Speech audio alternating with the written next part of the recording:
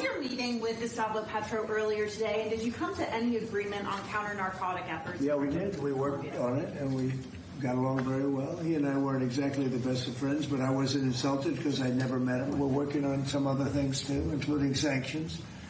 And we had a very good meeting. Well, President Trump telling reporters there his meeting with Colombia's President Gustavo Petro went well, and this comes just weeks after a fierce and a very public feud between the two over U.S. airstrikes against alleged drug boats and the arrest of Nicolás Maduro in Venezuela. Joining us now, former Colombian ambassador to the U.S. Juan Carlos Pinzon, and former Colombian defense minister as well, who's also running for president. Ambassador, thank you very much for your time this morning. Looking forward to our conversation. So, you know, I know you've been a very outspoken critic of Petro, accusing him of being responsible for expanded crime in the country. What are your thoughts on extending an olive branch to the president now to fight these drug kingpins all around the world? Kelly, good morning.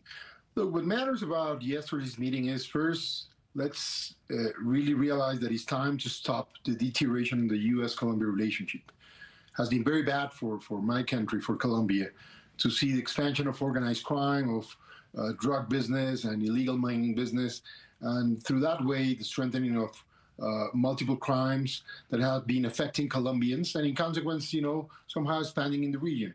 So it's good to have you know, some kind of a backstop on the deterioration of the relationship. But on the other side, what matters right now for us Colombians is that we're going to have elections on May the 31st. And we need free and fair elections. And we need elections without the intervention of organized crime, or at least a government that allows these to happen. And I think that was an element of discussion yesterday at the White House. And I believe that's super important for Colombians and for the future of the Western Hemisphere. So that's a little bit of the way we see it.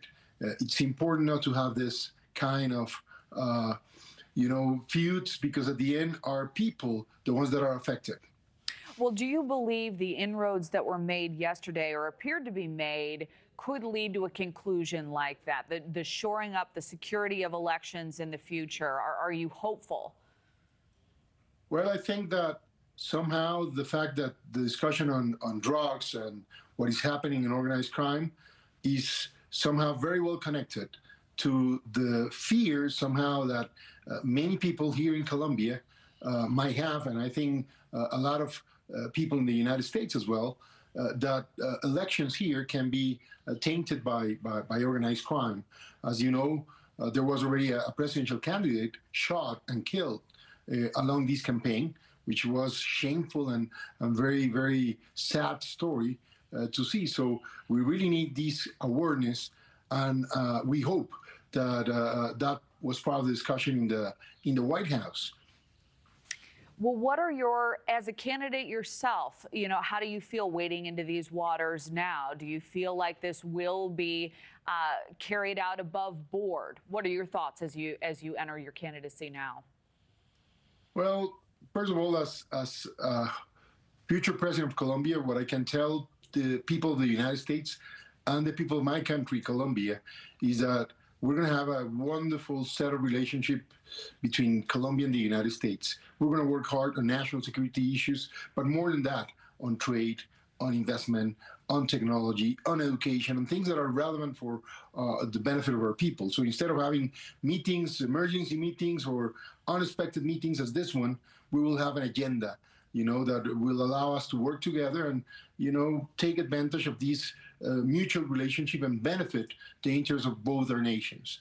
But as a candidate, I have to tell you, yes, we're still in months of chaos, months of uncertainty, and I wish that this meeting contributes to slow down that situation and really allows us to have a stronger stance against crime, but more important, free and fair elections. Well, a lot of optimism right now. Certainly appreciate yours as well. Juan Carlos Pinzon, thank you very much for weighing in. Thank you for watching. Subscribe below and download our NewsNation app right now on your phone, and you will get fact-based, unbiased news for all Americans.